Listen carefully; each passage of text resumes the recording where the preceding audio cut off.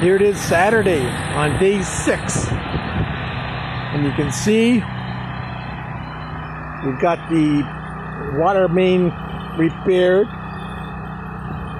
And you can see that they've tried to start filling in the ditch they dug yesterday over, especially on this side.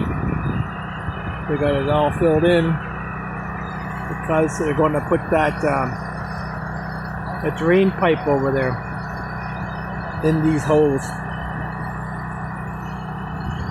There's what they did by cutting a pipe. Made a big mess.